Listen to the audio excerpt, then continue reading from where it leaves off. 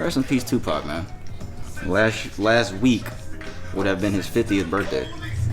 And I have something that has to do with that later. You saw that shit, right? Man. You feel bad for you, man? Pac? No, Will. You feel bad for Will Smith? No? I mean, it was before him anyway. We'll talk about it. Social Junkie Podcast, episode 93. It's your boy P. I can hear you now. Talk again? Say what's up. What up, nigga? What up? No, like louder so I can actually hear you. Damn, nigga, we missed. We gotta do that again. Come on, bro. What up, nigga? You don't hear me? It's your boy P. Brad is with me as always. Maybe you didn't put the headphones on fully in. I can fucking hear you now. Last week I couldn't fucking hear you. You probably didn't put the headphones fully in with your stupid ass. That's good. I can hear you. I'm glad I don't have to stick one ear like this.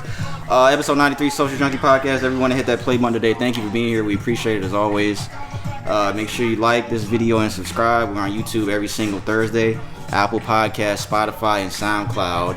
Adjust this mic a little bit. Every single Wednesday, guys. So Wednesdays, audio episodes. Thursdays, YouTube episodes. On video and audio every single week. Send your Q&A questions if you have any for us to take to the streets of Atlanta for our street Q&A segment. You're going to send those to socialjunkiePod@gmail.com. I didn't even check this shit this week. Now I think about it. I just checked it. Brandon killed last week's Q&A. I was rewatching that shit the other day. I was like, yo, this nigga was going in, bro. This nigga was making a lot of good points, dog, about the shit. What we talked about last week? Fucking, damn, nigga, what was it? About, the text message we were going over with men. The text message? The text message you talking about? Which one? You talking about the screenshot we had? Oh yeah. When the nigga was flying the girl out. Yo, this nigga was on point, bro. This nigga was like, listen, guys, what you gotta do is stop being a fucking simp ass nigga and get your shit together. This nigga was all over, bro. But I was like, yo, this nigga made a lot of good points. This I did not do all that. No, you didn't, but no, he was into it though. You was really giving. Yeah, you was like, game, bro, man. If you learn young, you don't gotta make the mistakes a lot of people make. Technically, you gonna have to make the mistake in order to learn from it. So. Make it young. Experience is the best teacher, guys. Shit. Experience is the best teacher for all you young niggas out there listening around the world. Experience is the best teacher. These hoes don't love you. They don't love you. But it wasn't even really about love. It was just about being the nice guy. That's what it was. Nice guys finished last. Or know when to be the nice guy. You said what? Know it. You gotta pick and choose. When to be the nice guy? You can't. There's no such thing as really being a nice guy, man. You gotta really be. If you in a relationship, I consider you a nice guy. Bro. But you're not a simp, is what you're saying. That was the point you were making last week. There has to be a limit. You can't go out there and be a nice guy. What's the acceptable simp age? The range of that's acceptable to be a simp ass nigga. What's the range? This nigga's really thinking. Oh, this is bullshit. 14 to 14 to damn. Why 14 to fucking 21 to 21. That's a you know why? Because once you get out of high school and you get into college, and even if you don't do college, once you get legal, you gonna have one more serious thing, or what you think is you gonna have one more serious thing after college though. What I'm saying is 21 is the cap. That's it. That should be your last experience. After that, it shouldn't be anymore. Okay. That's what I think. I don't know. I think that's a because think of who we use with 21. Yep, I was simping. So I was simping. Just get it out that last one, then that's it. Cause high school is definitely gonna be that. Cause everybody trying to fuck. So everybody trying to do that shit. My mama told me. And you don't know how the world works at that age, so young. You think that if you be nice, you won't get what you want. That's not how it works. That's fact. My mama told me I need to stop cursing so much on here, so I'm gonna try to relax. When your mama tells you something, you gotta listen to your mama. She was like, "Hey, how's the podcast going?" I was like, "It's good." So why do you curse so much? I was like, "What you mean?" I was gonna do something. She was like, "It's not funny." She was like this. It's not funny. I was gonna play around and curse, but just now after you said that, but I was like, nah, she's probably gonna get on me too if I do that. I was like, my mom grown. She gonna catch me out there. She was like, just tone it down a little bit. I don't even know if I cursed already. I probably have, but I'm gonna try to tone down a little bit for mama. Just for 93. Ungrateful piece of work. Just for episode 93. See how I did that? I changed up. I'm gonna try to tone it down. 2-year anniversary of this podcast is gonna be the next episode. We trying to plan a little special episode. So next week will be the 2-year anniversary. We ain't gonna have this fucking paper with all the topics out here. We just go chill. Off jump. We gonna chill. We just gonna talk. We gonna vibe. We gonna bullshit with a couple of our niggas, man. Hopefully everybody can make it through. Yeah, man. Next week be 2 years. Social Junkie podcast. It used to be that other shit, that other name that we ain't gonna talk about no more. That's the old name. I mean, yeah, man. We still got episodes named that. The Insensitive Podcast. Nigga, we still have episodes named that, so it's okay. I don't want to talk about it. We grew. That's growth right there. That's old ass. Nigga, that's old ass. Let me do a rundown real quick. Let me cut this Mac Miller off. Rest in peace, Mac Miller. What's trending? Brandon's gonna go first this week. I got a rest in peace to give out after we do what's trending, because I separate that because I don't want to put somebody dying as something that's trending. So I'm gonna separate that. Me and Brandon this week, he actually has something for the shoutout segment. So me and Brandon gonna do the shoutout segment after that. Music segment. I got a lot of shit for sports. Deontay and Tyson talking shit. Some NFL shit happened. NBA, a whole bunch of hoopla is going on. Q&A segment after that. We gonna get into Simp-itis part 2. There's more? The shit I was just showing you the video. The video of the shit. Well, that's not really. Okay, I got it. I can't believe. I thought, bro, I sent you that a while ago. I thought you seen that shit, bro. You be sending me shit 4 o'clock in the morning when I sleep. It's because I be up. I be up chilling, bro. Doing what? Chilling, watching TV. Playing Warzone. Nah, I don't be on that shit that late. Q&A segment to close out, and then that will be episode 93, guys. Episode 94 again is gonna be our 2-year anniversary episode. Yeah. Nigga, it seemed like we just did the 1-year anniversary episode at the other. Nigga, that was at the crib where I'm at now. That was in the movie theater. What do we do for the 1 year? We was just chilling. We didn't do nothing. Oh, we did off rip. Yeah, just same thing. We just chilling, bro. Yeah. But that was in the movie theater. Hey, man. That shit flew by that quick. Hey, man, time flies, bro. Yeah. What's trending? Brandon's going first. What you got, man? What's trending in First article I got here. Damn, nigga, you sound so interesting. Article this week. Fucking tired. Joe Biden. Yeah, Tyler Weitzman. He lives in Miami. He was taking a flight to L.A. Mm-hmm. So he was kind of tired. You know, he was getting tired. He was tired getting on the plane. It's a long flight. So he saw in first class they get something called a snooze kit. Mm-hmm. A snooze kit that comes with apparently a fucking some earplugs and a fucking eye mask to fucking to go to sleep. Mm-hmm. So he asked for one of those because he saw passengers in another class getting them. And they specified he can't get one because those are mint or some sort of mint passengers, or I guess they're part of some exclusive kind of club kind of thing. Yeah. So apparently what happened is one of the first class passengers overheard him asking, and she gave him hers. Yeah, she gave him the snooze kit. What's in the snooze kit again? Fucking eye mask and fucking. Oh, the little mask over there. Yeah, the little mask and the earplugs. What about the little thing? The little thing like this? What about that? No. That shoulder pillow? No. Nah. So, what happened is, after the flight attendant apparently found out that the passenger from first class who was part of that, gave him that, they intentionally would not let the flight go. They wouldn't until he gave it back. They wouldn't take off? Right. Because he had that. You got to give that back. This is the snooze kit. They would not take off from Miami to LA, which is like how long flight? It's like 3-4 hours probably. Miami to LA? Yeah, it's probably about 3-4 Probably like 3-4. Flight attendant argued, quote unquote, for more than 6 minutes, and he recorded it. It's on TikTok, I guess. I ain't see it, but quote unquote, "Sir, I need you to take that mask off, please." She says in the video, "You didn't buy a Mint seat, so you can't use Mint products." Mint? Yeah, which is the brand or the club, whatever they may say it is. So he even he offered to purchase the snooze kit, but the flight attendant told him they weren't for sale on the aircraft. Excuse me. The flight attendant repeated that she gave the kit to the passenger in first class and said Weitzman wasn't permitted as an economy passenger. What the fuck? Yeah. Even though he said he'll purchase a Mint seat. He even offered to pay an upgrade fee while remaining seated, to get the kit, just to make a point. I would have just gave it back, bro. It wouldn't even. It's not that serious to me, bro. I would have just been No, like, he did. He did. He did. Yeah, he wasn't being an ass. She was being an asshole for doing it. Like, come bro, on. If somebody gave him the shit, like, come on, bro. I'd just been like, here, bitch, just take the shit and then get the fuck out my fucking face. Like, come on, now. It's not even that serious, bro. I don't know, bro. They wouldn't take off, nigga. That is insane. They didn't even want to argue in the air. They was like, nigga, we're not taking off from this fucking. From the runaway until you give the snooze kit back to the lady that gave it to you. That's fucking insane, bro. I should have did this article first, but I'm gonna do it now. What? Some fucked up shit? It's not really. Well, yeah, you know what? It is fucked up. All right.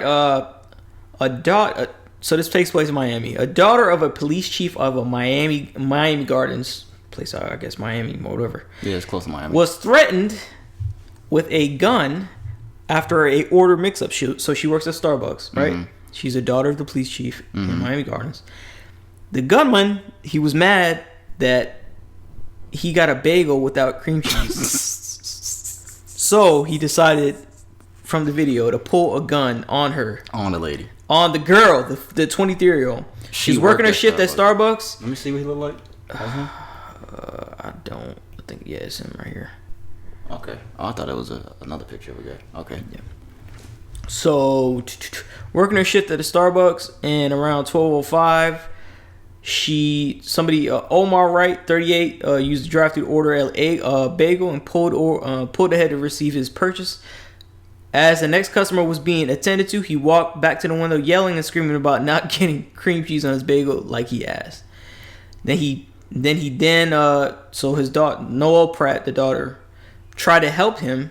Where's my cream cheese? And she told him to calm down, and he was very upset. He pulled out a black handgun, held it in the air, and told her, "I hate bitches like you." And that's what he said. It's blurred out, but I'm gonna read it. "I hate bitches like you, and you don't know who you fucking with. I'm from Carol City." What the fuck is from Carol? Damn, nigga. All right, nigga. That's what Rick Ross be saying. Carol City, nigga. That's fine, but like, come on, bro. Really? Like she was gonna be like, "Oh, Carol City, let me work a little faster to get you your cream cheese." Yeah. Like, yo, it's not necessary for you to pull out a fucking gun for fucking. What you say, Carol City? Shit. Hold on. Yo. And we need some extra cream cheese over here. Get it now. He's from Carol City. This nigga's from Carol City. Come on, bro. Yeah, that's fucking funny. That nigga said, "I hate bitches like you, bitch." You know, I'm from Carol City, ho. Yo, that is fucking funny. Yo. That's fucking funny. Niggas is fucking stupid, dog. Luckily, nothing happened. When he's apprehended, police say he continued to tell officers he had made a mistake and wanted to talk to them. He said he grabbed his gun and put it in the area because it was falling out of his pocket during the argument. Hold on. He said he told police his gun was falling out of his pocket. And that's why he held it up. Yeah. Yo, this nigga's fucking stupid, dog. Stop being idiots, bro. Please, people, just stop being stupid. It's a fucking bagel with cream cheese. Like, come on, bro. Oh, fucking That's shit. fucking funny. This nigga said. Biden. Talk a little bit about Biden. Mm-hmm. As of recently, he forgave approximately $500 million in student loans from. You ever heard of ITT Tech? Yeah. So they used to have a million commercials on the radio. But they were accused of, it was a big whole kind of fucking deal a couple years ago. They were defrauding students by falsifying data that they pulled, that statistics show that students post graduation getting so many jobs in X field, and allowing that data being thrown out there, more students are coming to the school and enrolling just to inflate their numbers. So they're getting more money. So it's just fabricated. So it's fabricated. Yeah. So that's falsifying, I think I remember that. Education system, right? So he just forgave all those people, and those people who are paying off all that stuff, because it's still loans, government loans from public education. Right. Fucking, he forgave $500 million. So I think that's pretty cool. Yeah, I saw that he did that shit the other day. So yeah, I have one of my family members. She attended that. She took that, so it's helping her out. And it's just crazy, like, how people take advantage of you. It's not crazy because a lot of people in the school system get taken advantage of, and still to this day, and it's perfectly legal. I seen somebody tweeted. It was like, "That's so great that he did that for those 10 students." Because a lot of people went to ITT Tech, bro, because they had a lot of technical majors. They saying student loans is so high that amount of, they joking saying that's like the cost of 10 students. That shit's funny. It probably is, bro. To be honest, the amount of specialization you have to get into what that school is, bro. Keeps Like, calling me. but for real, that good on him. Yeah, good job, I'm pretty sure that they fucking thankful for that. That shit is fucking annoying. I had to pay for school loans and shit like that. Second, I have 2 more articles. This one's from here in Shanghai. So from here in Shanghai. So from Shanghai, whatever. All right. So there's an art gallery right in Shanghai. It had apologized recently for promoting an exhibit that ranked images of women from prettiest to ugliest. In the exhibit, damn. Yo. In Shanghai, China, were they Chinese women? Yeah, they're Asian women. Yeah. So they all look the same. The video artwork uglier and uglier by male artist Song Ta featured about 5,000 images and videos of women. Oh, videos? What the fuck? Yeah, that's fucked up. You heard what I said? I was like, they all look the same. That's fucked up. I should have said that. Fucked up. Come on, bro. Nigga, they didn't Chris Tucker make that joke at Rush Hour? He was like, oh, y'all look alike. All the Asian people look the same. We don't mean nothing by that. Well, go ahead. But all right, yeah. So 5,000 images and videos of women in real life on a university campus, and then the artist ranked them according to how attractive he found them. Yo, damn. I don't even know how this turned into an exhibit. That's how Facebook started. Oh yeah, I remember. That's how Facebook started. It was a ranking. Yeah, what's his name? Zuckerberg. Yeah, it was. He created. For those that don't know, he created a website at Harvard or some shit like that. That started going around everybody's computer ranking the girls that went to Harvard and shit. And then he took that traffic and he decided to make Facebook. Well, he stole the idea. So if you don't know, that shit is fucking crazy. The Social Network. The movie tells you guys. It shows you guys all of that. That's a pretty good movie. Have you seen the whole Social Network? Nah, I don't want to see that shit. That's a good movie. I'm good. So, I'm pretty sure no one's going to be surprised by this. STDs reach an all-time high for the 6th consecutive year in the U.S. See how they word that shit? Is your state in the top 10? Georgia's in the top 10 for sure. Georgia's in the top 5, I think. So, just like the article says, there's top 10 cities in the following states: Alaska, Mississippi, Louisiana. Alaska? Yeah, I don't know. Oh, probably because it's so dense. It's so densely populated. It's so packed. Because it's still a state, but it's so small. But that's in the top 5? Nah, I don't know if they're giving me the order yet. Oh. South Carolina, New Mexico, North Carolina, Georgia, Alabama, and New York, and Illinois. Damn. The U.S. total for 2019 was 1.8. What's the most? What disease is the most common? Chlamydia. Well, at least you can get rid of that shit. At least it ain't something like fucking shit that you can't get rid of. At least and they have states with the highest cases of gonorrhea. Yeah, you can get rid of gonorrhea. I'm not gonna go all into the statistics of this. It was released by the CDC, even though we gon' never mind. Even though that's unrelated. Whatever. Not unrelated, but whatever. CDC be on that dumb shit too. They be on that nut shit. Protect yourself, man. Like, yo, that shit is crazy. What? Don't look at me like that. That's cool.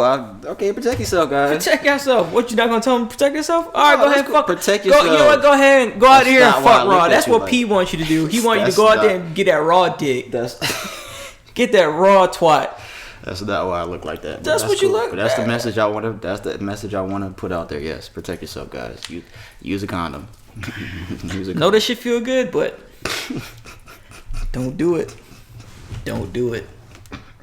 All right. Stick a shit up. Know that shit feel good, but chill. Go ahead. That's it? Yeah. All right. First thing I have. What we on? 22 minutes. Did you see I sent this to the group chat? Florida woman shocked when she discovers $1 billion was in her bank account. Well, how did this shit happen in Florida? You had 2 articles in Florida this year. A Florida woman was shocked when she discovered that her bank account balance was nearly $1 billion. Julia Yankowski went to her local Chase Bank on Saturday, June 19th. So this was a couple days ago. Yeah, it was a couple days ago. To take out $20, but she decided to check her bank account balance first. How often do you do that? Check my bank account? Check your balance at the ATM before you get money. I don't ever do that. I already know how much money I have in my account. The ATM printed her receipt saying her account had, I'm going to read the exact amount, $999,985,855.94. She said, quote, "Oh my God, I was horrified. I know most people would think they won the lottery, but I was horrified. The situation got stranger when she tried to withdraw $20. When I put in for the $20, the machine came back and said, 'We'll give you $20. Well, that'll cause an overdraft and you will be charged.' And I said, 'Oh, just forget it.' Jankowski knew that she couldn't keep the money and hasn't touched her account since. She said, 'I know I've read stories about people that took the money or took out money and then they had to repay it. I wouldn't do that anyway because it's not my money.' Jankowski says she has been trying to contact Chase Bank to resolve the issue, but has been unable to get in touch with a customer service agent. She told the news outlet that she reported it to that she is concerned about losing her money to cyber criminals and hopes to clear up the issue in person at her bank. So she had $999. Can you fucking imagine, bro, the dilemma you would be in if this happened to you? Because everything in you would want to keep this money, but you can't keep it. You can't keep it, bro. Yeah, I wouldn't keep it. What you gonna do? Withdraw? You gonna withdraw the money? No, bro, you can't keep that kind of money. I see how you looking at me, you criminal. Stop winking at me like that. Don't wink at me. I'm a man. What the fuck is wrong with you? But she went about this really well, though. I mean, she's saying all the right things. She's saying the right things. Do you think that's how she really feels? The only part that she fucked up on is going onto a news channel and putting your name out there, because now motherfuckers are gonna look up. Yeah, and then she talking about cyberbullying and shit. Like, come on, bro. You can't do that. But overall, she did the right thing. Maybe I should have said her name. I didn't even think about that. Well, sorry, Julia. Hopefully, it's resolved by now. Unless Chase don't want any money. Nigga, imagine you try to call the bank to give back $999 million and these niggas ain't answering. What kind of shit is that? That's some fucking bullshit. That would make you want to keep it. Like, you know what, you fuck niggas? I got so fucked up. I'm not supposed to cuss. You done fucked up already. I mean, damn. But that's... Nigga, this is me. You're fine. She don't care about you. You're fine. You grown. She cares about me. You grown. This nigga right here. This nigga said my mama care about him more than me. She do. Anyways, Jeff Bezos petitions... Okay, let me not read the headline. Jeff Bezos petitions to stop him re-entering Earth after a space trip gained 41,000 signatures. So I think... Who the fuck wrote that fucking title for that article? He's going to a trip out of space and they're trying to get it. They're trying to sign a petition so he doesn't... They literally put that as the headline and then put that same thing as the first sentence. But yeah. Jeff Bezos is going to space with his brother, I believe. I don't know if we talked about it last week. I think I might have took that out. Did we talk about that? I don't think we did. We didn't. But he's going to space. There are 41,000 signatures on a petition that people do not want this man to come back to Earth. According to Insider, more than 41,000 people have signed a petition calling to stop Jeff Bezos from returning to Earth after he blasts into space next month. Bezos, founder of space exploration firm Blue Origin. I didn't know that he was a founder of a space exploration firm. I didn't know that. Yeah, it started up.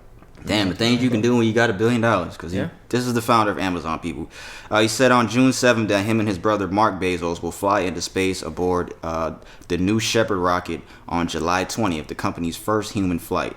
3 days after Bezos' announcement, 2 petitions were launched to try to prevent billionaires' re-entry to Earth. They have garnered thousands of followers in just 10 days. Why, though? I don't understand why. Why don't want him to come back? I'm gonna be honest, man. A lot of y'all really be dedicating time to shit that does not help you in any way.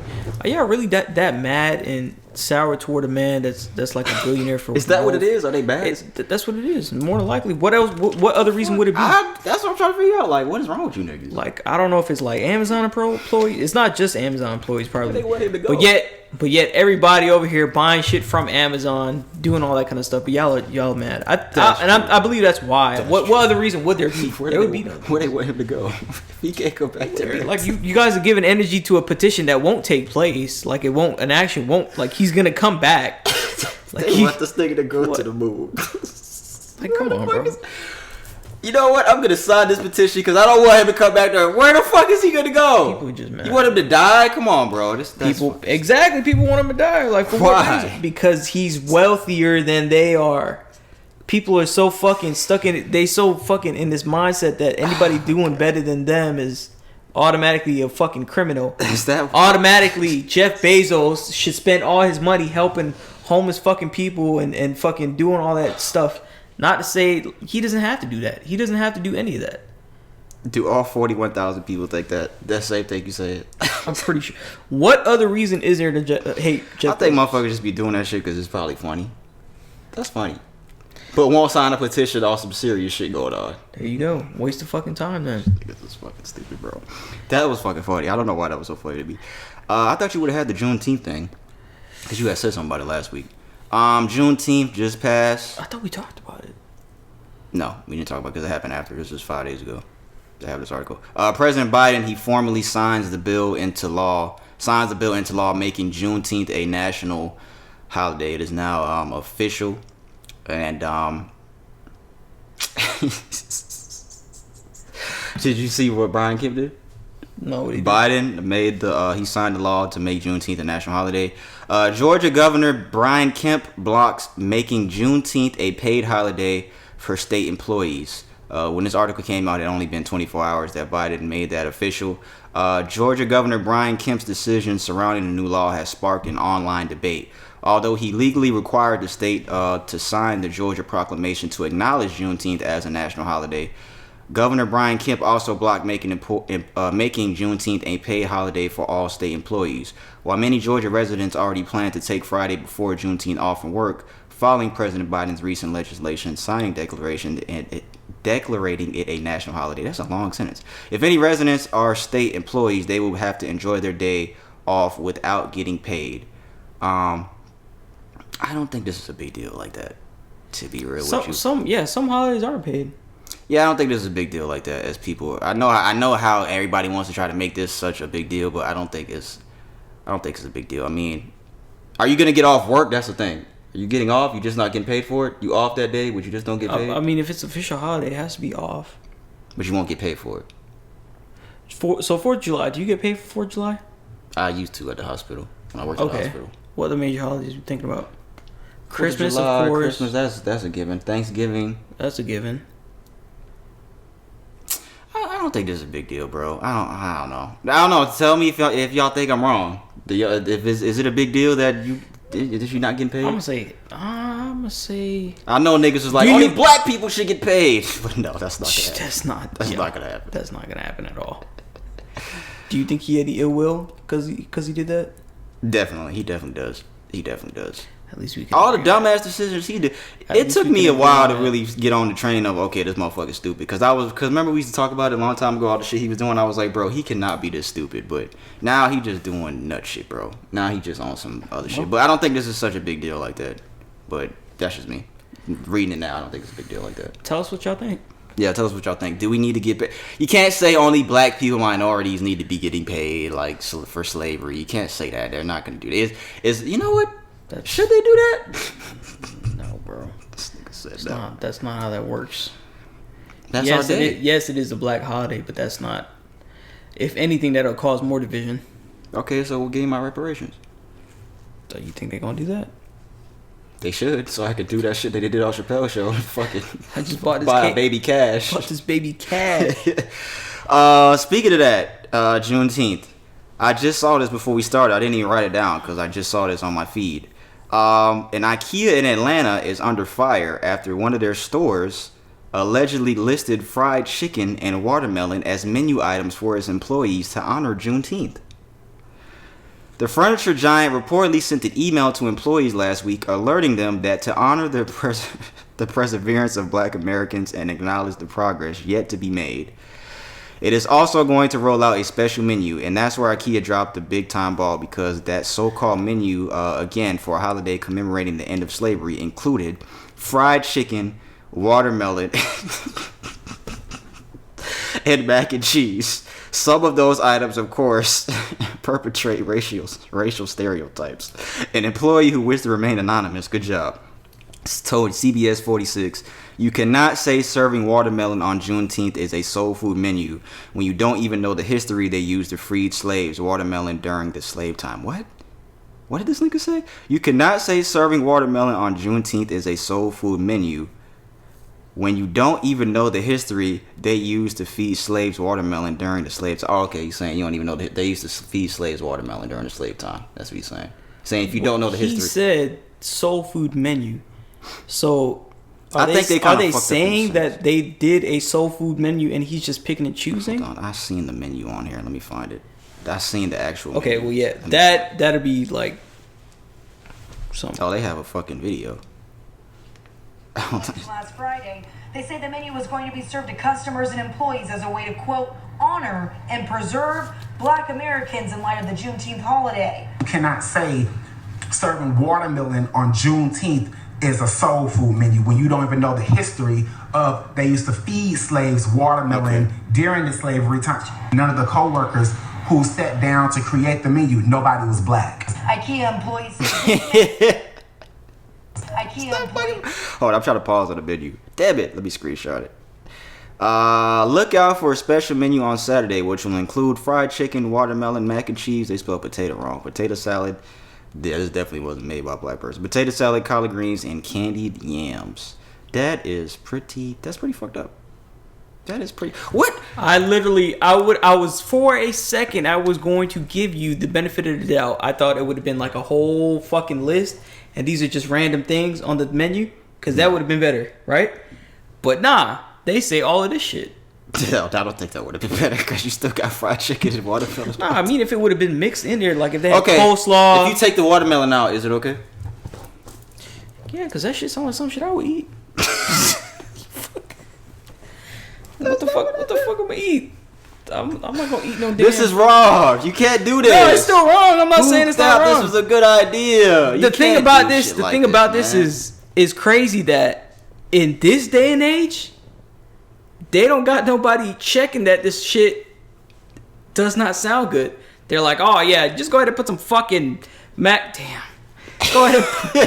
Go ahead and put some fucking fried chicken and grape soda and mac and cheese on there. They didn't say grape soda. See, I'm just putting that in there. See, you added that. See, you're wrong because you added that. Fucking dude, they're gonna go ahead and like it. Don't you think so, Bill? Yeah, I think that's a great idea. Let me go ahead and get this on the damn email. It says the outrage led to 20 employees calling out from work. Word that workers were furious quickly began to spread at the store, and it ultimately reached the store manager, who sent out another internal email apologizing. Like who? Like I don't get how nobody fucking proofreads shit or thinks about this stuff before they do it. Like literally check that this shit is okay. Why would you think in any type of way putting all of these items in there on Juneteenth, word for word celebrating? They said to honor the perseverance of Black Americans and acknowledge the progress yet to be made. Fried chicken and candy yams, watermelon. Who would think that's a good idea? Who would think that would be something that would be like a good idea at all? I was gonna say if you take the watermelon out, maybe niggas would have been outraged, but nah, still fried chicken after that. Yeah. No, bro, it's still. Yeah. I'm saying if it was something, if it was a vast menu, if it was something big, if a whole bunch of shit, and this was just randomly placed. Have you been to Ikea before? I don't go to Ikea. Fuck, that's a nice place. Because all they do is recycle furniture. I'm just saying, have you been in there before? I'm not saying that you shop there and shit like that. I don't go in there. Never been in there? It's alright. It's a nice store. This is probably the store I went to. If this is the one in Atlanta, it's probably that one. The menu was ultimately altered to include cornbread, mashed potatoes, and meatloaf. So they altered the menu, but it doesn't really sound any better. It does not sound better at all. What the fuck? That don't sound better at all. These niggas don't be thinking before they do shit, bro. Yeah, I don't get it. Is this the last thing I have? This is the last thing I have. A double murder suspect yells at a jury while representing himself at trial. Damn, I could use some cornbread. That sounds good right now. Yo, that cornbread we had made. Yeah, for the barbecue. What the fuck? Was pretty good. Yo, this nigga LeBron just be saying anything. But yeah, a double murder suspect. He represented himself. Pretty sure a lot of you guys have seen the video circulating. This is the hairstyle he chose to wear as he fucking and he represented himself. All right, how'd that go? Let's see. Let me see here. Trying to play the video. And the evidence is going to show that law enforcement tampered with evidence to meet their such high burden of proof. Because originally, it wasn't enough I gotta put this in the video so y'all can see this. So we had to tamper with evidence. A man by the name of Ronnie ONeill is on trial for his life after he's being accused of killing his girlfriend and her daughter in 2018. It seems Ronnie decided to represent himself in the case and delivered his opening statement in a Tampa, Florida courthouse. Damn, I wonder if he's in Florida. Let me see here. I think it's How you doing, Ronnie? Good. It's good to see you, man. Good to see you too. Did you see me shoot your mom? No. Did I hurt you that night of this incident? he's talking to her son. Yes. I did. And how did I hurt you? You stabbed me. Damn. And investigators have said that Ronnie ONeill... That's wild. Ronnie ONeill's opening statement in his double murder trial went viral, and he also tasked with questioning his son, who took the stand on Wednesday. Jurors had heard the testimony of Ronnie Jr., who recalled seeing his father pointing a gun at his mother. He also claimed his father stabbed him on the night of the incident. Yeah, man, this nigga is fucking wildin', bro. Is there any more details about this shit? He's accused of killing his girlfriend, 33-year-old Kentea Barron, and daughter, 9-year-old Ronivia. I don't know if I'm saying it right. ONeill. ONeill is facing the death penalty, but is representing himself in the court. Blah blah blah. He claims he acted in self-defense and dropped his attorneys when they said the stand your ground defense did not apply to his case. After the opening statements from prosecutors wrapped up, ONeill then had a chance to address the jury. ONeill screamed at jurors during his opening, sounding angry as he did, as I played the video here. And just to give y'all an update, fast forward, he is found guilty of first-degree murder and attempted murder. The jury found Ronnie guilty of 2 counts of first-degree murder and attempted first-degree murder. The trial unfolded over the course of 3 years, with shocking moments such as Ronnie's witnesses' questioning of his surviving 11-year-old son and his closing statement. He said, "I did not kill Kentea Barron, but I want to tell you it is like, but I want you to tell it like it is if you're going to tell it," Ronnie said. Yeah, this nigga is wildin', bro. So yeah, he's been found guilty. I don't know what makes you think it's a good idea to represent yourself with this type of hairstyle, yelling at the jury. You're a black man at that. What makes you think anything's gonna go your way in this type of case? I don't understand. I don't know. I don't understand these people thinking. There's literally no rational thing Brandon can say. There's nothing anybody can say. Oh, you know, there's nothing nobody can say. This is just stupid, bro. I'm gonna put the video in.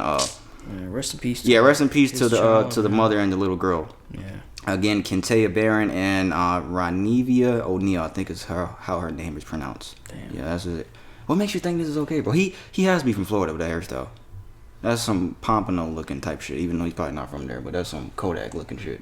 There's some Kodak looking shit. That's all I got from What's Trending, man. Again, rest in peace to the daughter and the little girl. It's unfortunate the families have to go through that. And then that's just fucking, bro, this nigga, you going on trial doing that type of shit, that's just some clown shit, bro.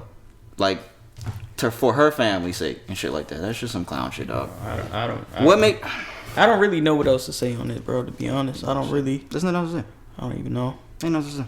Rest in peace. Rest in peace. So I have another rest in peace to give out. This is separated from What's Trending.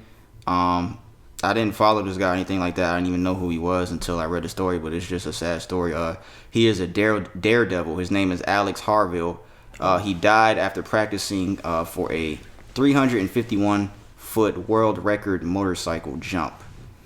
You can argue that maybe he shouldn't be doing dangerous stuff like that, but I mean, if he's a daredevil, that's what he does.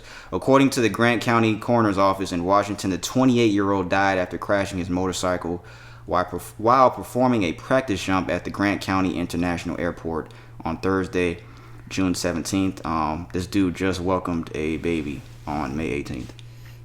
He just had a fucking baby on May 18th. And he posting with his wife and 28 years old. So I want to say rest in peace to Alex Harville. Rest in peace. Yeah, because a lot of them niggas, they risking their life doing shit like that. I mean, that's what they love. You can't tell somebody to stop or not do something that they love to do. And he lost his life doing what he loves. So rest in peace to Alex Harville. I want to give that out. You keep playing. You want to play something? You keep playing some shit. You want to play some shit. What you want to play? Nah, I don't. Some porno? Yep. We'll play it on the podcast. Yep. I got a couple good videos. I wouldn't be surprised. Shout out segment. Yeah, we moving pretty quick. Shout out segment. I'm gonna let Brandon go first. Shout out segment. What you got? Shout out Sha'Carri Richardson. She's 21. She qualified for the Tokyo Olympics. I saw that. Congratulations! I saw her do her lap, man. Congratulations, man. She doing her thing. Did you see the shit in slow motion? How the video looked? That shit looked hard. They had the camera next to her in slow motion. That shit was hard. It was a nice little angle. She was getting it. Shout out to her because a lot of people, I guess, are giving her shit because she's just extravagant. She has a lot of style. She do her nails. She do her hair, different color. Look how she wants to look. She can look how she wants to look. Nothing wrong with that. And she's on the biggest stage, fucking Olympics. So, shout out to her for looking past all this. And not that I really want to say it, but she had lost her mother. Her mother, like probably a couple days before she qualified. Damn, I didn't know that. So her biological mother, I'm not sure if it's real mother or whatever. She lost her biological mother and she still qualified.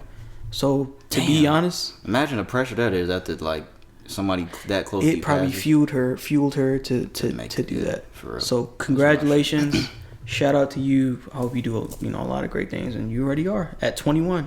So yeah, shout out. I got 2 shout outs. My first shout out goes out to R&B singer Snow Allegra. For those that don't know, she's been out for a little while. Well, I want to give her a shout out. No, I ain't saying that. What you mean? This nigga, I haven't gave a shout out to an artist in a long time. But Snow Allegra, she's from Sweden. She's a very beautiful woman. She's 33 years old. She's been out for a long time. But for those that don't know her, she has very like dreamy sounding music. It kind of reminds me of like Sade's music. I'm not saying that she fucking sounds like Sade or she's better than Sade. I'm not saying anything like that. I'm just saying comparing her, like the sound of her music is like a Sade vibe of music. So okay, I want to give that. Yeah, you know what? That is true. Yeah, I want to give Snow Allegra a shout out because she's amazing. She's really nice. She just put out a single the other day. It is called "Lost You" for her album that I think is going to come out in July. The album is titled "Temporary Highs in the Violet Sky." So shout out to Snow Allegra. That's my first shout out. The next one, I want to give a shout out. This is kind of sad. A 10-year-old boy, South Dakota boy, he passed away after saving his younger sister from drowning. His name is Ricky Lee Sneeve. He passed away after saving his younger sister from drowning, and I don't know how to say the name of this river. But his mother, Nicole Eufers, told the story that Ricky was out on the river with his dad and siblings when several of them fell into the water near the Hudson River in southeastern Dakota. She says that Ricky jumped in to save his sister Chevelle and got her to shore. When his father and siblings turned around, Ricky was missing and he ultimately passed away. So rest in peace to Ricky Lee Sneeve, and shout out to you because that's some heroic shit, bro. You saved your sister. Yeah, shout out to you, man. Shit, it's sad to see that, but it's sad that happened. It's really fucked up that happened. But shout out to you, man. I want to give you the shout out segment. Snow Allegra. And what's her name? Say her name again. Sha'Carri Richardson. Sha'Carri Richardson. Snow Allegra and Ricky Lee Sneeve. So that's all we got for the shout out segment. So we're gonna get into the music segment. First thing I have here, again, Tupac would have been 50 years old last week. Jada Pinkett-Smith. So you didn't see this? You didn't see what she did? No, what she do? With the letter? She I'll play the video. As many of you know, today is Pac's birthday. He would have been 50 this year. And of course, I went down memory lane. Over the years, Pac wrote me many letters and many poems, and I don't think this one has ever been published, honestly. He had a song called Lost Souls on the gang-related soundtrack, but I believe this was the original concept because he wrote this, I believe, when he was at Rikers. And I was like, I don't think he would have minded that I share this with you guys. Some say nothing gold can last forever. Oh, she started reading it. Brandon, look at the fucking paper and... okay, what do you see when you see that? Tupac wrote this, apparently. Nigga, that shit looks like it was fucking written yesterday, nigga. Get the fuck out of here, bro. Is it signed too? It says Lost Souls by Tupac Shakur. I'm gonna put the fucking... I'll put this video in the fucking... I'll put this in the video too. This shit looks like it was fucking written yesterday, dog. Yeah, what the fuck is... and why does she keep doing this? I don't know, bro. She just... well, you already know why. She said that her and Tupac never had sex. Do you believe that? And I think Will Smith said on the Breakfast Club, I think Charlamagne had asked him, like, did that shit bother you? Like, all the shit that she says about Tupac. He was like, nigga, fuck yeah, that shit bothers me, nigga. He literally said that out his mouth. So why does she keep doing this? What do you think for? What would you think? Obviously, she loves Tupac. But this nigga's been dead for like 20 years. For clout. What you mean for clout? She's been doing this for all the time. She wants to stay relevant. She just wants to hold on to this that she just doesn't have. If it makes your husband feel uncomfortable and you still doing this shit, like, that's what I'm saying. Tupac is gone. Tupac is gone. Sorry to tell you, but Tupac is gone. Is he gone? Tupac is gone. So as much as people don't want to believe that, but yo, the dude is gone. Like, yeah, if you wanted to share that shit, like share the stuff that he's written, cool. But like, for you to continually and whenever you hear about her, she's always talking about this. She's always talking about Tupac. She love that nigga. Like, that's cool, but like, if you in a relationship, you shouldn't not say hide those feelings, but like, yo, you have a commitment to another man now. Worry about him. Well, we already seen what she did with August and shit like that. So what I'm saying is like, yo, it doesn't. I just don't get it. I don't get it, bro. Maybe I'm naive. No, she's really doing the most. But this shit looks. I think she's doing the most. To be honest with you, I think she did. I got a lot of respect for Tupac, his music, you know, and Will. You got a lot of respect. And Will, yeah, and I got a lot of respect for Will. Obviously, she doesn't. Especially if you're what you say, you know, he feels uncomfortable doing this. Like, yo, you have a husband, you have a man, like whatever terms out on, like, why do all this? Is it really because you want to share with him? Because that shit don't look like it was written. That shit do not look like it was written no fucking 20 years ago. 20 years ago, bro. The paper is white as white could be. You know, when you hold, like, my mom has like old shit that's written on, like the paper's like yellow now. Yeah. Like the shit is like white. Unless somebody the paper would be withered and all that kind of shit, bro. Oh yeah, it is signed too. It looks like there's a signature at the bottom. Nah. It says, I love you forever, baby. She looked like she pulled that paper out the printer and like, all right, let me do this. How he signed this again? Maybe it was rewritten on new paper. Still, Pete, I get that you're doing it for but it seems like Tupac leaves your mouth more than Will does. She loves Tupac. Does she love Tupac more than Will? Who knows? And if that was the case, then why did you get married? Because he's dead. Not to be funny, but because he's dead. I'm not trying to be funny. That's disrespectful, bro, to be honest. Like, you take your time to heal and stuff like that. I'm not saying you don't have love for your ex and everything like that. You gotta take time to heal before you jump into something new. That's not respecting the new relationship, is it? I'm pretty sure Tupac did this shit that he did to Jada to like 20 different fucking women, and Jada think that she fucking special. She's the oddball out the bunch. I'm pretty sure. You know, Tupac right there, that is probably the 100% truth. This nigga did that this is shit to the like 100% truth right there. I'm glad he said it because I didn't think about. Niggas how be to saying that that shit. about Lil Kim, that Biggie didn't like. Biggie had a whole bunch of Lil Kim holding on to that shit. Nah, Biggie had the most, bro. That's what I'm saying. Yeah, he had one. Most, but they saying that Lil Kim is holding on to it way more than what Biggie felt about her. Like, he didn't feel, Nah. But yeah, that's the first thing I had. That shit's funny. Logic is back. Logic is fucking back, nigga. He's returned. Can you believe it? Logic who? The rapper? The rapper. He's fucking back, nigga. Remember he was crying and shit on live? Why don't you just stay retired? I'm joking. I'm making a big deal. I'm joking. I don't really care about Logic like that. But yeah, he did a little fucking. He tried to be like fucking Michael Jordan. He made a little fax fucking thing that says I'm back at the end of it. He put out a song. I think, what's the song called? But nobody missed you, bro. That's fucked up. He has fans. Alright, he has fans, but like, yo, like, the song is called Intro. I think he's about to put out a project. Real all the time. Rat. That's what it says at the top. Rat. He's a rat. Maybe that's a 6ix9ine diss. Rat. Look like a rat. You say he looks like a rat. That's I didn't say that. This guy, you can't. Logic do look weird. He do look a little weird. This guy. You know what? I really did not know he had black in him for the longest time. I did not know he was black. Shut the fuck up. Well, he told me a million times. Yeah, exactly. That's what I was about to tell you. That's what I was about to tell you. When I first seen him, he told you a million times. When I first seen him, I didn't fucking know that though. But yeah, Logic is back. Couldn't go a track without that, and that's part of me. That's what. That and his beat selection, like he would just fucking rip off an old fucking beat and just fucking. He tries to sound like a lot of. He tries to sound like Cole and Drake. Me personally, one of our boys like him. I don't know if he still likes me. Shaquan.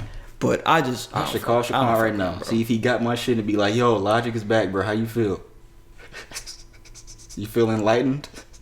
Are you happy Logic's back? This doesn't change anything. You don't have to write a letter. You don't have to do that. You don't. Nobody like. How many rappers? To be real with you, bro. Are you the one that said like rappers don't retire no more? I think that was you that said that on here. Like, if a rapper says he's retiring, like them niggas is really not retiring. Because they'll do a feature and shit like that. Because I didn't believe that shit. Even when he was crying on fucking Twitch and shit, he was like, "I'm gonna be a great dad now."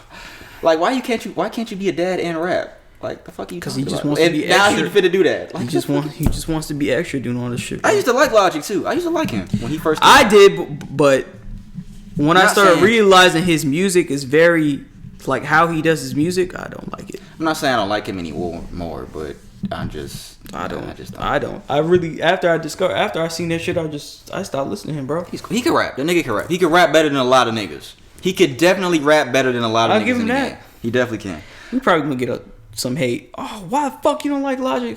Don't message us on this bullshit. Tyler, the Creator, announced his new album, Call Me If You Get Lost. It's coming out this Friday, June 25th. He put out a new song. It is called Lumberjack. I'm not a huge Tyler fan, but I think I will give the album a listen. Shit, Tyler can rap.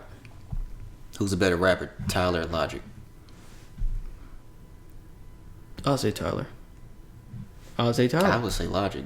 Nah. Like rapping? Rapping. I think I would say when Logic. Tyler gets serious, when he gets serious, is Tyler plays too much for me. He bro. does, but when he gets on tracks and he's actually fucking serious, he can. Even when he's not, sometimes he. And then when he rap with that deep ass voice, but he don't really sound like that when he talks. He doesn't sound like that. Like if you hear Tyler talk, he doesn't sound like that. Like that deep ass shit that he does. Yeah. But he can rap. He's cool. But I think Logic is a better rapper than him. That's just my opinion. I know whose album you getting. I'm gonna listen to Tyler's album. I'm gonna listen to Tyler's album. I'm gonna listen to it. Call Me If You Get Lost. Yeah, I've been lost a few times.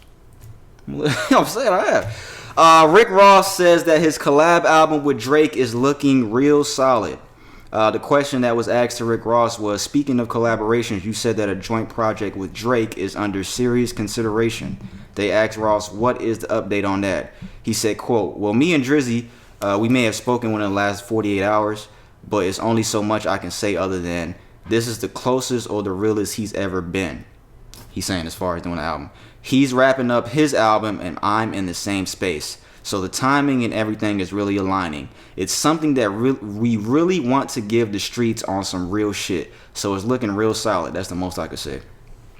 I think, hot take here, this album, I think we talked about this a little bit, will definitely be better than Drake and Future's album, What a Time to Be Alive. One, that's one thing that I know for a fact will happen. It'll definitely be better than that shit. Two, I'm gonna hold it in. What do you think? What a Time to Be Alive better? I'm gonna hold that second take in. I was gonna say Cole and Kendrick, but I'll hold that in for now. What a Time to Be Alive. Nigga, What a Time to Be Alive is not that good. Shut the fuck up. I was talking about this nigga with that like the other day. We was talking about movies though. Like as years go by, you re-listen to albums and rewatch movies. That's when you can really tell like, okay, this is a classic. This shit is still good.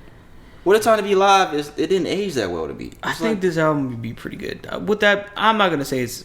I don't. That know. shit will be better than What a Time to Be Alive. I don't know yet if it's gonna be better than What a Time to Be Alive because I like think that. it will be. But I think it will be. Ross is definitely, as far as beat selection goes, he's definitely fucking top 2. Ross be talking that talk, bro. So Ross is that nigga. So and I think him and Drake, that shit'll be a pretty good. And if he's saying that it's gonna be solidified soon with them both wrapping up their shit, their own individual projects, then it'll probably be done. He's saying Drake's gonna drop his album, then Ross is gonna drop. Ross was previewing some music. I think this is from his album.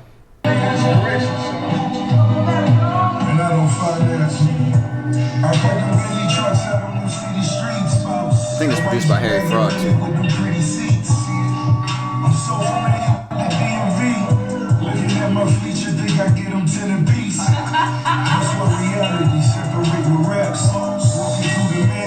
Ross has some of like the smoothest, coolest music, bro. Like this nigga is just like Currency. I think Rick Ross's music sounds better than Currency's music, dog. And you know I fuck with Currency, but I just think overall, like, Ross just be floating on beats, dog. Ross should be Ross is there. I fuck with Ross, bro. I get what you're saying. Okay, I fuck with Ross, bro. I was about to get mad in a second, but I get what you're saying. Drake and Ross album is gonna be better than Drake and Future's shit, bro. I'm telling you, bro, on some real shit. Because I know the selection of beats. Those are the type of beats that I want to hear Drake rap on too. The type of beats that Ross is gonna want to rap on. Those are the beats that I want to hear Drake on. That type of fucking shit. Take Care vibes. Nah, I don't think Drake could ever recreate that. I don't think he can ever recreate Take Care. Either. Considering fucking The Weeknd wrote half of that shit. Damn, nigga. 3/4 of that shit. Drake said it wasn't half. He said it was like bits and pieces. It wasn't half. Last thing I have, TPain said Usher hurt him. Do we care about that? He said Usher hurt him. Picked up, heading to the crib. Thanks, Shaquan. I think I have the video here. He said him and Usher were on a plane in the past. You know what? We can talk about this. We can talk about this. I heard a story about you and Usher on an airplane. But he finna cry. Look. This nigga's finna cry. Alright, let me fast forward to the part where he's actually talking about it. Literally at that point, I couldn't listen. Okay, hold on. Let me back it up a He little was bit. like, This is what Usher told him. kind of fucked up music. He sounded real concerned. He was like, man, you kind of fucked up music. He said Usher told him I that didn't understand. he fucked up music with auto-tune. Usher was my friend. This nigga's hurt. He was like, nah, man, you really fucked up music for real singers. Do you agree with that? Literally. Did T-Pain fuck up music for real singers? 100%. I couldn't No. Is he 100% right? no. Did I fuck this up? Did I fuck up music? And that is the very moment. And I don't even think I realized this for a long time. That's the very moment that started like a 4-year depression for me. That's fucked up. You can't tell people how to feel. As funny as that, that's not funny, but Usher is a fucking hater, bro.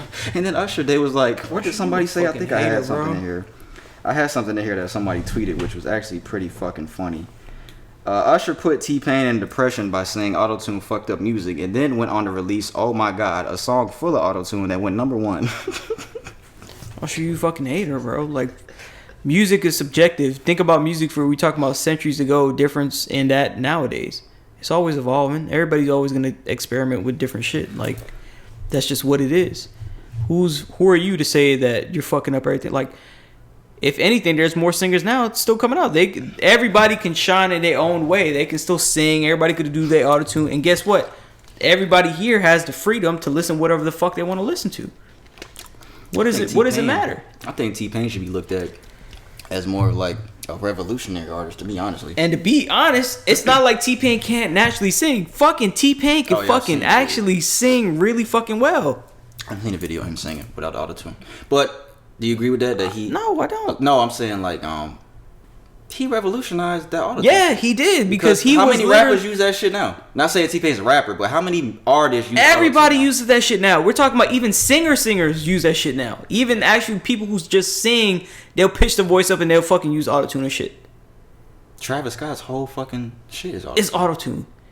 And T-Pain literally was probably one of the first people, if the first person to do that kind of shit. So he might not have been the first nigga to use it, but he was the first nigga to master it for sure. To master it, definitely. So a lot of people owe their style to him. So I'm not gonna say I don't agree at all with Usher. To be honest, he sounds like a straight hater. And then he fucking. And then he go ahead and do this fucking song. #1 song. Come on, bro. Sound like a straight hater. You know what? I think Jay-Z kind of did the same thing with that Death to Auto-Tune shit, because that was kind of aimed at T-Pain and on the Blueprint 3 Death to Auto-Tune. Bro, everything, all this stuff is subjective, bro. Rap, we talking about raw rap back in 80s. We talking about raw fucking rap. It's compared to now, like shit changes. Music from decades ago compared to now, shit changes. Everything's subjective. You had the freedom to listen to whoever the fuck you want to listen to, and like whoever you want to fucking like. Fucked up. So that he went to a depression. That's kind of fucked up.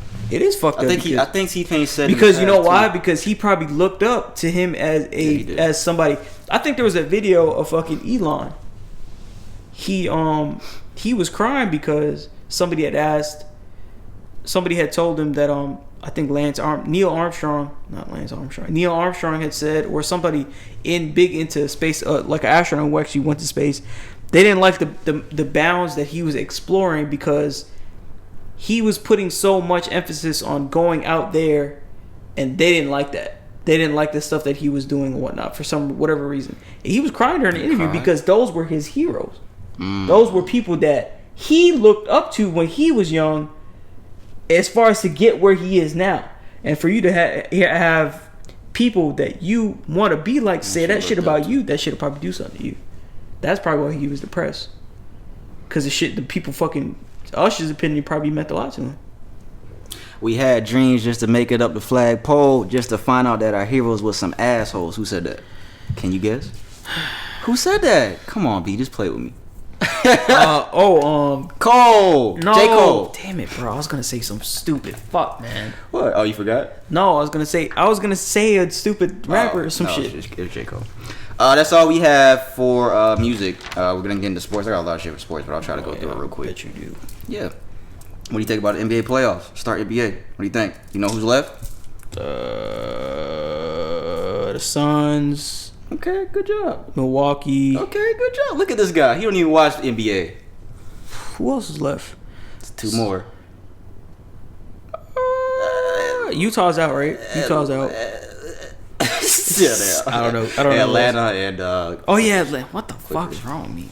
Kawhi Leonard did not travel with the Clippers to Phoenix. That's the Western Conference Finals. I'm gonna talk about that in a minute. Kawhi Leonard's hurt. Chris Paul has fucking COVID-19, even though he fucking got the COVID vaccine. He caught Corona, so he has entered COVID-19. Bro, what do you want to play? Just play it. Just play it. You want to play it so bad. I keep muting this shit. Chris Paul has entered COVID-19 health and safety protocols for the Suns. So yeah, Kawhi's injured. Chris Paul he'll be back. Chris Paul will be back because I think Phoenix is gonna go to the finals. LeBron has something to say on Twitter because of all the injuries. He said they all didn't want to listen to me about the start of the season. I knew exactly what would happen. I only wanted to protect the well-being of the players, which ultimately is the product and benefit of our game. These injuries aren't just part of the game. It's the lack of pure rest before starting back up. I don't know what the fuck he meant by that. 8, possibly 9 All-Stars have missed the playoffs, most in league history. This is the best time of the year for our league and our fans, but missing a ton of our favorite players. It's insane. If there's one person that know about the body and how it works all year, it's me. I speak for the health of all players, and I hate to see this many injuries this time of the year. Sorry, fans. Wish you guys were seeing all of our favorite guys right now. LeBron, I love you. Shut the fuck up, bro. Because if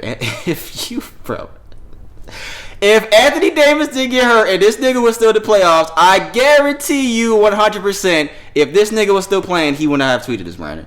He would not have said this shit. Shut up.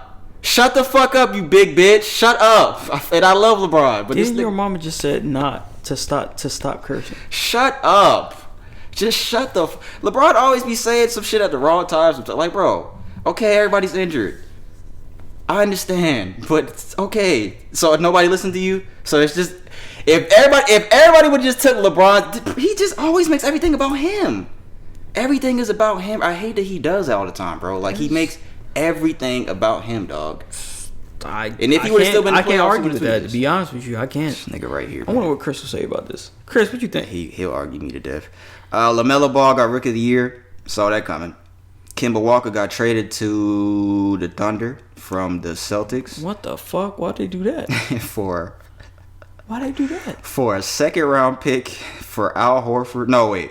For Al Horford, Moses Brown, and a second round pick in 2023. Boston, what the fuck are y'all niggas doing? This is the stupidest trade I've ever seen in my life.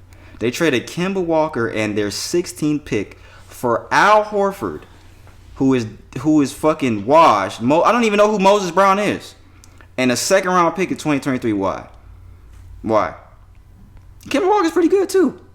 Kemba Walker's a pretty good player. Rick Carlisle. Why they just didn't build around him? Because they got Jason Tatum and Jaylen Brown. Jason Tatum's better than him. That's why. But they get nothing. They literally got nothing back, and that they must not like Kemba. They really must not fucking like him. Fucked up. They really must not like that nigga. Jim Carrey's brother, Rick Carlisle, he has stepped down as the head coach of the Mavericks. That's not Jim Carrey's brother. He just looked like Jim Carrey. He just left the Mavericks. He just stepped down. and he won a championship with the Mavericks in 2011. He said that this was solely his decision. He said, after a number of in-person conversations with Mark Cuban over the last week, today I informed him that I will not be returning as the head coach of the Dallas Mavericks. This was solely my decision. My family and I had an amazing 13-year experience working with the great people in the city. He named a whole bunch of names. Dallas will always be home, but I'm excited about the next chapter of my career. I think the GM is gone too. So Dallas got a whole bunch of shit going on around there. People are trying to say that is Luka. What about I don't know. Like this, it's just him. Like he's the problem. I don't know. I mean, I'm not gonna know. But I saw rumblings saying that Luka is the issue in Dallas. But I don't know. We'll see.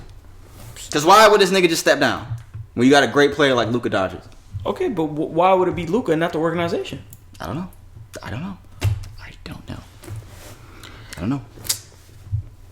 Congrats to Ty Lue, man. He ended another drought as a Cleveland Cavaliers head coach. I mean, that was more so on LeBron, but he won the franchise's first title. Cleveland never won a championship until Ty Lue got their head coach. And as the Clippers head coach, the Clippers are heading to their first ever conference finals appearance, and Ty Lue's the coach of them now. So congrats to Tyronn Lue. Is it him? Is he the answer? It's the players, bro. Players got to execute. They closed out Utah without Kawhi. Kawhi went down, and they closed them out without Kawhi. Yeah, well then. Paul George. Yeah. So it was him. How you? Yeah, in this situation. Write it down and prove it to me. Show your work.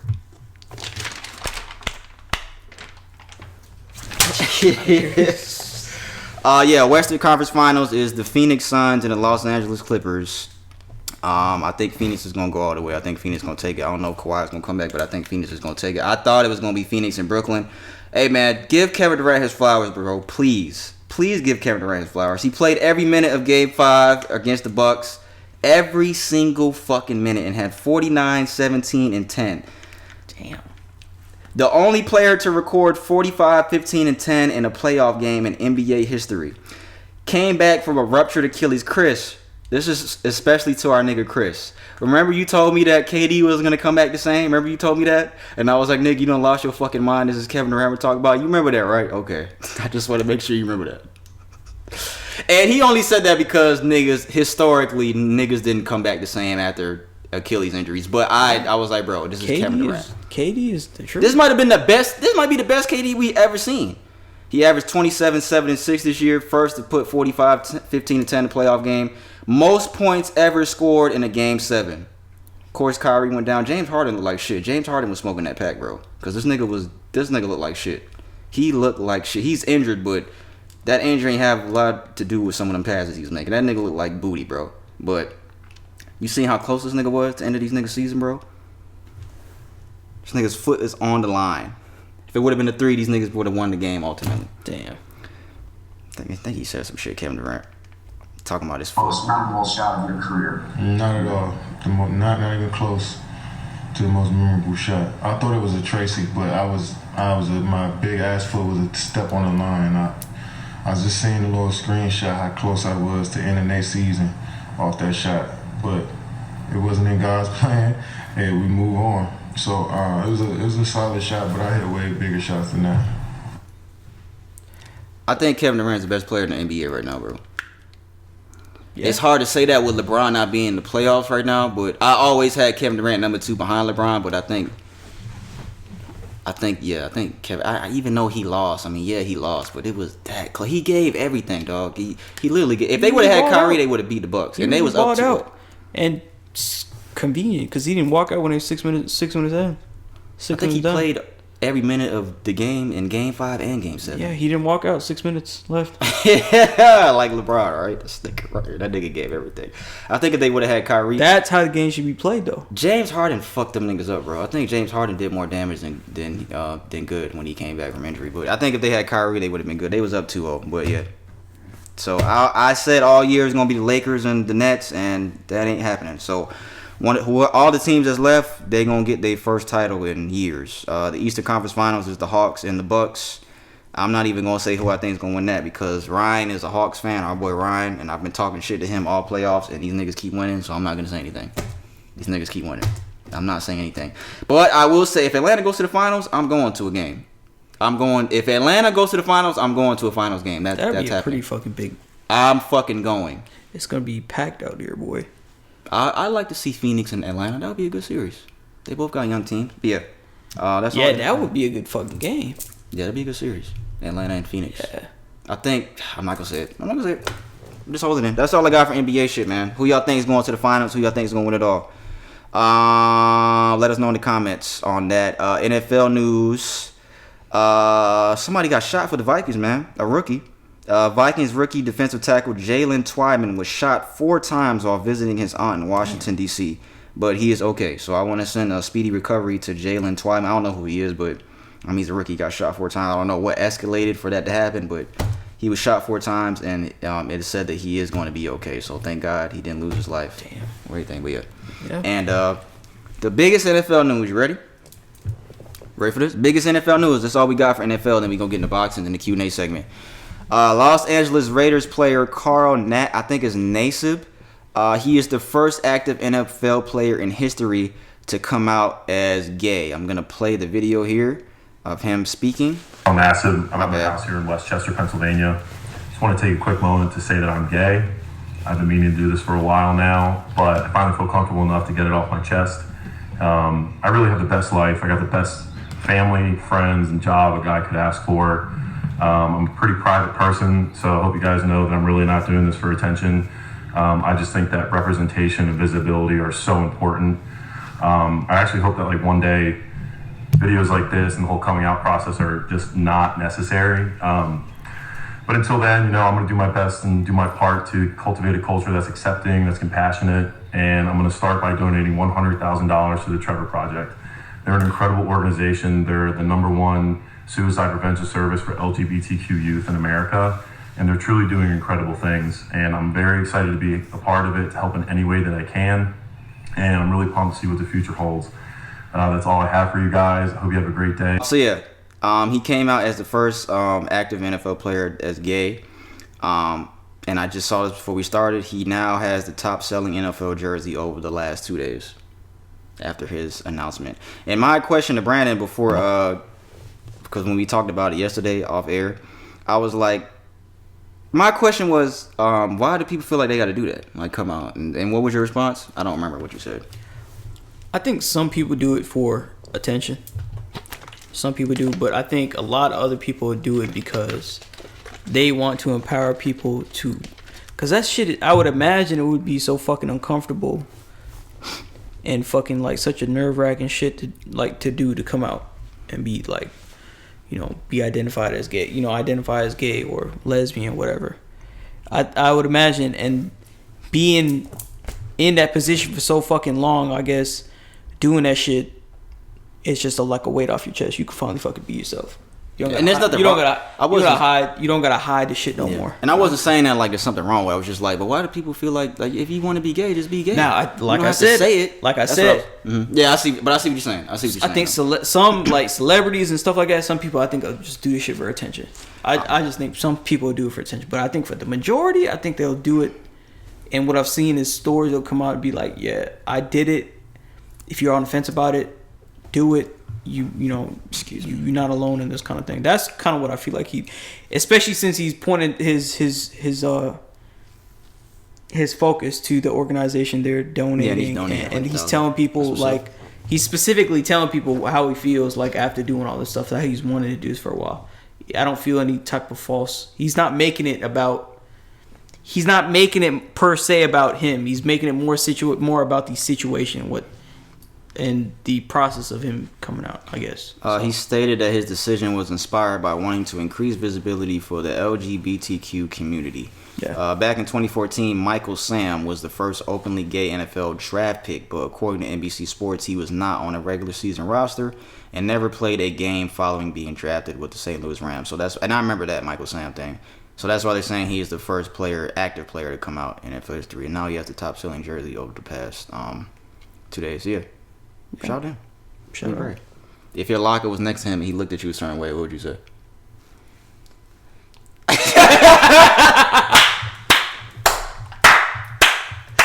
I like how you casually said that shit. What the fuck is wrong with you, bro? That shit caught me off guard, bro. I was like, what? That's all I have for NFL news. For boxing news. Bro, that shit caught me off guard, bro. I'm not gonna lie, bro. I was like, yo, what the fuck? For boxing news. Deontay Wilder, Tyson Fury. That fight is coming up next month, part 3. It is on July 24th. I had to look at my calendar. They both had a 5-minute stare down, which I don't know what the fucking point of that was. Niggas was standing there for 5 minutes staring at each other. To the cameras that are watching, please. What the fuck are these niggas doing, bro? I would have played what they said a little bit.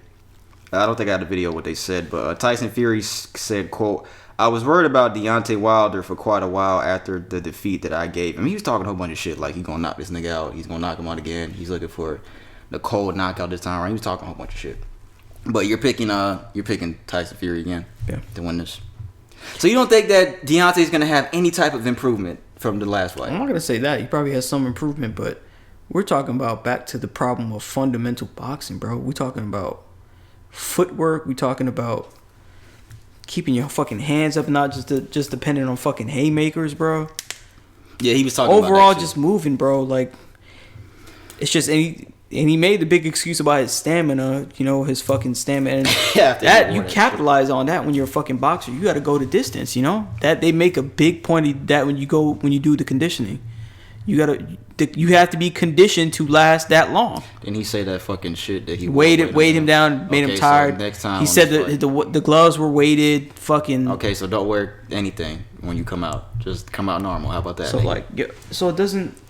I don't know. And he fired the coach that he was. So I guess I don't know what he's learned and all that kind of stuff. But if it's not fundamental boxing, and Fury has fundamental boxing. You may not like him, but he has fundamental boxing. He can box, legitimately box. Footwork, hands, combinations, it doesn't matter. He did say that he was trying to get a 300. And strategy. It's not even that, because he was trying to wear. That's why he's putting so much weight. He put that much weight on, or he was clinching up so much. He was trying to wear him down, and it worked. So you got it's a thinking man's game, just like Floyd will fucking say. It's a thinking man's game. You can't just go in there and just win off hits. You got to think. And that's what Tyson Fury did. He wore Deontay Wilder down. He said he's trying to get to 300 pounds for this fight, Tyson Fury. I don't know if he should do that, because sometimes weight does not equate. Like, think about fucking Andy Ruiz and think about that, so. But, and he weighed a good bit more. Tyson Fury used to weigh a good bit more before he started, cleaning his shit up. So. What's your favorite sport? To watch? Yeah, what's your favorite sport? Boxing. Okay. But it's just so many politics. There's so much politics. What's your second favorite sport? I don't think I have one, to be honest. So just boxing and then nothing else. Everything is just for pretty much the general public. Because I'll hold football and NFL, football, NFL, fucking and NBA. What you enjoy watching more, basketball or football? Fucking, bro, it's kind of even, bro, because they both pretty exciting. I have to say. Okay. It's kind of hard to say, because if you down by 20 points in basketball, that shit gets kind of boring. But if they're trying to play catch up, shit wasn't boring to the Hawks because they came back down from 26 the other day. If it's a good game, I definitely like it, man. But certain NFL games, you know what? I'm gonna say NBA. I'm gonna say NBA. You know what I forgot to say? Ben Simmons, you're trash, and you're getting paid millions of dollars. Him. Damn, bro, that nigga is booty, bro. Everybody's dragging him, bro. The niggas, I forgot to talk about that. Yeah, and Philly, they blew that shit too against the Hawks because they was up 26, I think. Is it really just all his fault, bro? I think. Bro, this nigga passed up a wide open dunk because, bro, he was scared in Game 7. He was scared to shoot the ball. Literally, he was scared to shoot the ball. He was literally scared to shoot the basketball, and that's your job. That's his job.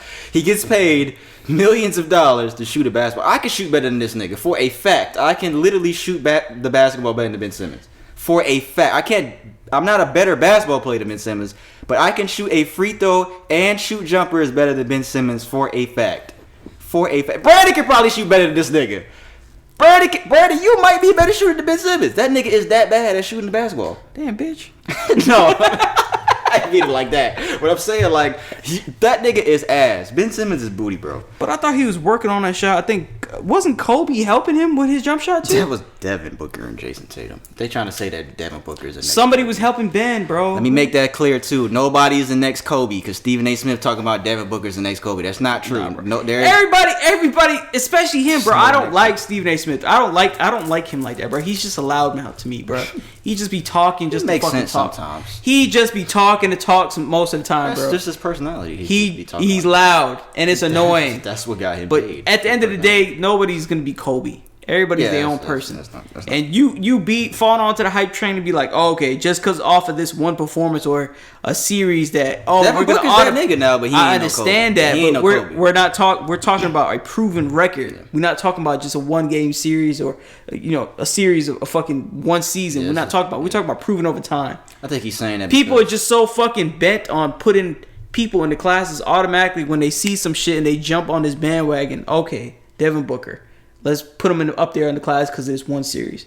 I'm not saying he ain't clutch. I'm not saying that, but like, you talking about Kobe Bryant. Yeah, there's no next Kobe. There'll never be another Kobe. That's all we got for sports, man. We gonna spend a little time on this Q&A segment here because I gotta let this video play for a little bit. Oh, excuse me. This is our last segment for episode 93. What time is it? 7:49. Okay. It's pretty good timing. Q&A segment. If y'all got any questions y'all want to send to us so we can take it out to the streets of Atlanta, send it to socialjunkiepod@gmail.com. Move this up a little bit. Everyone that's participated in our Q&A segment in the streets, thank you. Everyone that has sent questions out, thank you. I'm going to play this video here that I saw on Instagram. This is a sit down between a former couple, man and a woman. They seem to be from New York. I know he's from New York for a fact because of the way that he talks. And they're just discussing, the wrongs in their relationship. Yeah. So I only bring this up because I want to ask a question, but I got to hear what she says again so I know how to word the question. So I'll play it here and we'll listen to it. Spot like 3 minutes, so we'll listen to it a little bit. Y'all can hear it. You gotta listen, B. I'm listening to it. All right. Those text messages that I found before, did you ever cheat on me with any of those guys? It was like on a flirting. Yeah, look at it. And my teammate on the basketball team? We kissed, but we were broken up. So. Are you serious? You ignoring me is breaking up. You not responding to my texts, my calls, like acknowledging what I'm saying. That's breaking up. So you couldn't find somebody else to kiss? I didn't do that to purposefully hurt you. You made out with my teammate, okay? I swear to you, I only made out with him that one time. So you telling me he wasn't sending you text messages about having sex with you that time you were at the Mets game? Or was it some other dude? Was it some other guy or him? Yeah, that was another guy. That was another guy. Yo, you gotta be kidding me for real. Yo, this man from New York. The thing at the Mets game, he was honestly just a friend. But you were entertaining it the whole time. To me, he was genuinely a friend. He literally got a chopped cheese before he did this. How can somebody be a genuine friend? To me, maybe he didn't look at me. Steph, how is he a genuine friend and he's texting you, I want to have sex with you, everything he'll do to you in bed and all this stuff, and he's downplaying and talking about me? I didn't do anything with him if that's what you're insinuating, no. It doesn't matter. You could have told him it was inappropriate. I have someone. You didn't think to put a stop to it. Be like, listen, I can't talk to you. I didn't know how to maneuver the situation, sorry. You don't know how to tell him to calm down, or not even calm down. Just ignore him. You telling me that you can't do that? Maybe you should take your own advice. Holding girls' hands in the hallway. Dun, dun, dun. Just entertaining other females. What about the naked pictures I found in your phone? First of all, they weren't nude. It was boy shorts and a shirt. Stop exaggerating. Are you me? If that were the same thing on my end, you would have had a fit. Why would you give me a hard time for cheating if you were cheating too? You won't admit that you cheated. We were on a break. This isn't Friends. This isn't Ross and Rachel. We were on a break. We were not on a break. You're not talking to me as a break. I'm not saying that my actions were correct, but the we part both I'm talking about is agreed coming that up. we wouldn't have anything on the side, any sneaky stuff. I kept my word. You didn't put a stop to it. Go ahead. Please, I want to know. This is it right here. Was what? It's worse than that? I cheated. You're right. I did. To be honest, this was my first relationship. Like, I didn't know how to necessarily maneuver maturely in a relationship, so it was kind of overwhelming to me. Me flirting, it's a level of insecurity. Maybe on my end too, I felt like, wow, how can someone genuinely care about me this much? I understand. I definitely take responsibility for. I'm not gonna play the rest. That right there, that part when she said, "This is my first relationship," because I'm about to get serious now for these last 5 minutes. When she said, "This is my first relationship. I didn't know how to maneuver." All that flirting was insecurity. Do you accept that as a valid reason for her cheating? Would you accept that? Not accept it, but could you understand that coming from somebody? Because I feel like that happened to me before. So when she was saying that, it kind of hit like a light bulb went in my head, and I was like, I kind of see not excusing that she cheated, but I understand what she's saying. I second it. You agree? Why do you agree? So my last relationship, I could kind of see that. I could definitely see what she's saying. This is not excusing by any means what they're doing and all that kind of shit. You can say, well, you're in a relationship, you should hold it to this regard or anything like that. You can say that all you want, and it sounds good, but at the end of the day, when people are in that first relationship, they don't. It varies in the degree of how seriously they take it when it comes down to the wire. It just varies in degree. When you talking about like when we're 21 and shit like that, yo, you just turned 21.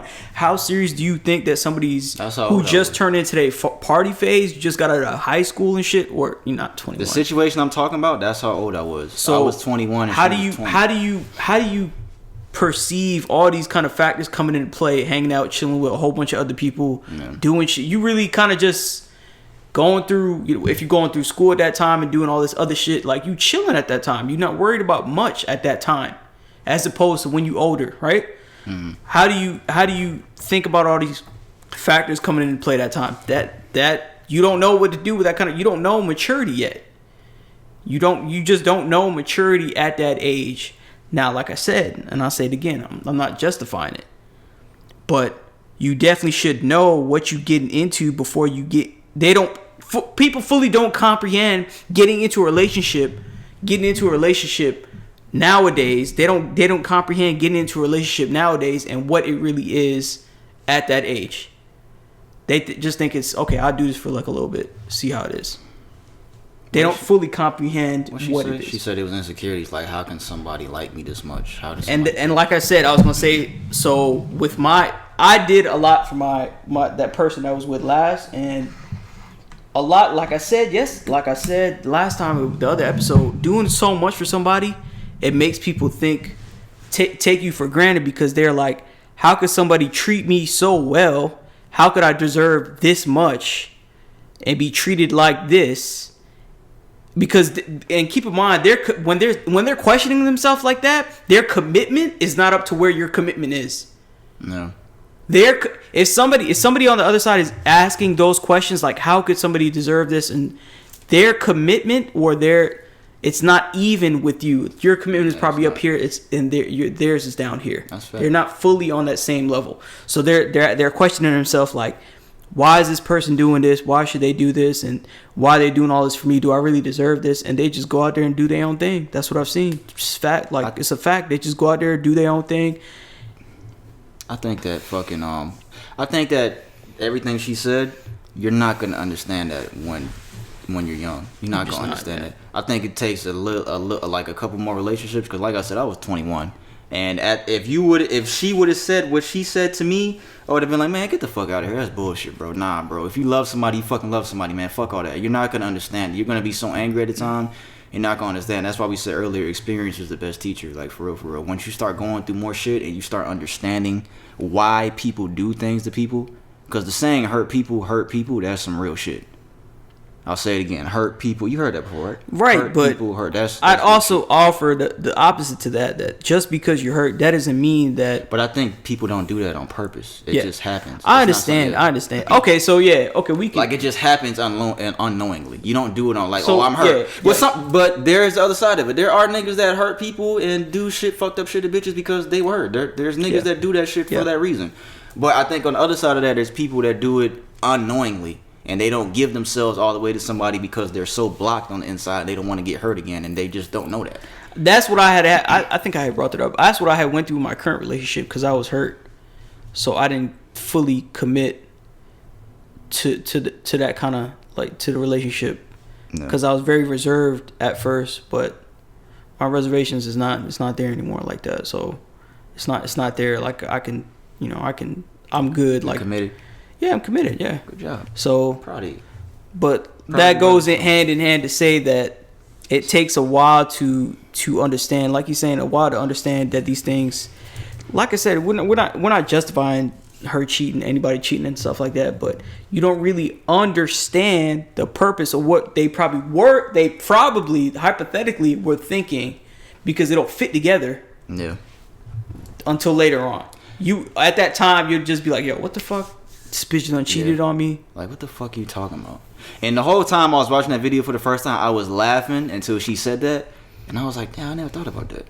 Like a lot of people, bro, like past trauma and shit, bro. That shit affects people in relationships too. For those that don't know, like past trauma, like even shit like when you're a kid, like certain shit that people do to you as a kid, that affects the way that you treat people in certain areas when you get to an adult, and that affects your relationships. Like that shit actually happens to people. Like, it could be anything from a father not being there and shit like that, bro. Like, that shit happens, dog. And they end up hurting you in the long run because there's a past trauma that they haven't dealt with. Like, that shit happens, man. Past trauma is some real shit, bro. And honestly, to all the young niggas out there that's like 20, 21 and shit, because even when we go out to the street and Q&As, we talk to some young people sometimes, like, it's gonna take learning and experience, man. Experience is the best teacher for it. That's gonna be the title to this episode, some shit like that. I'll figure it out, but... Like, experience is the best teacher, man. You're not gonna understand all this shit right now. I know niggas is hurt because and that nigga looked hurt in that video. That nigga was fucking hurt, but he was doing his dirt too. But that nigga looked like he really cared about that. Yeah, and all that, like, it's an issue if you doing it still to this day just to try to get, like, that's a pain that you gonna have to try to figure out. Yeah. If you doing it still to this day and this happened to you, like we talking about like 6-7 years ago, you might need to sit down and really take a look at this shit because not every female is bad, and every dude is bad. It's just not like that. And let me make this clear too before we leave. You're not gonna get closure every time. Me and Brandon had to talk about that, man. Oh yeah, you're not gonna get closure every time, bro. You just gotta accept that shit. Cause I don't know why they did that little sit down, but you can tell that was genuine. The way that they was looking at each other and the way they were talking, that was really genuine. 100%.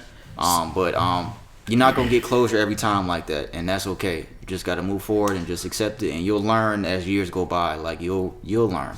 You'll learn. Realistically, most of the time you probably won't get closure. It's kind of like a fairy tale to get kind of closure because a lot of people won't be nowadays. They're not upfront about it. We'll just play this game. Like, okay, I'll say this, but and a whole bunch of give a list to only end up breaking up. Yeah. When it's really just one thing out of this list, or it's not even on here, right? It's not even on this list. Right. So that closure stuff is it's very rare. Because it has to come down to a very transparent person. That comes down to personality type. They have to be very upfront as far as their personality goes, and there are a lot of people aren't. They can't put their pride aside and do that. And sometimes, and most of the time, you're just not gonna get closure. You're not gonna get closure or anything like that, and you just gotta learn. You got to try to figure out what you did wrong as a person, or if they did, because it's not. Sometimes, most of the time, it's not one party. Maybe one party will do majority of stuff wrong and take the wrong steps, but it's a joint effort. It could be wrong on both parts, but don't sit here and think that you're not worthy of another person's time or you have big flaws. Just be yourself, man. That's what I've seen. Because ultimately, when you meet somebody, ultimately what you put on is a little. Unless you're really trying to be yourself, those first couple of dates, whatever that is, it's really you being on your best behavior in order for you to get this other person to like you, right? And then after some time, then your true self starts to come out. So you want that person to genuinely like the real you, you know? So neither one of us got closure in our last relationship. And that's cool. And we just find out. That's cool. Like, and we both in relationships now, and we just fine. That's just proof that you'll be okay. You ain't gonna see it when you're young, but you're gonna be okay. Yeah. You'll be fine. Yeah, man. Q&A segment. What y'all thought? Let us know in the comments. If anything, let us know what y'all thought about that. Again, if you have a question you want to send us, socialjunkiepod@gmail.com. Send that to us. Everyone that sent us a question and participated in our Q&A segment, thank you very much. We appreciate it. And that is episode 93. Good job, B. Pretty good episode. Yeah, good job. Proud of you. I'm proud you weathered the storm. You committed. I'm proud. I'm proud of you. My nigga. Yeah, it's episode 93, man. Let me see here what we got. That's it, man. 2-year anniversary of this podcast is gonna be next week. We got some shit going down. It's going down. I should have played that. Young Jock. When the last time you heard that song? That Young Jock shit. Long time? Years? Yeah, right. Now you probably listen to that shit now in the gym. You don't listen to that to the gym still? Nah, I will now. Yeah, get the nigga. Ain't nobody finna play no "It's Going Down." Meet me in the trap in the gym. Ain't nobody finna play that. You gonna play that for real? Nigga, get the fuck out. Nigga gonna be on the treadmill doing that shit. You be in your mood, bro. Nah, bro. Could you imagine if a nigga was on the treadmill doing that shit? If you made it this far into the episode, man, thank you. We appreciate it as always, man. I'm Pete, that's Brandon. Audio episodes are on Apple Podcasts, Spotify, and SoundCloud every single Wednesday. Like and subscribe on YouTube. Please hit that subscribe button. Please, please, please on YouTube. Every single Thursday we're on YouTube.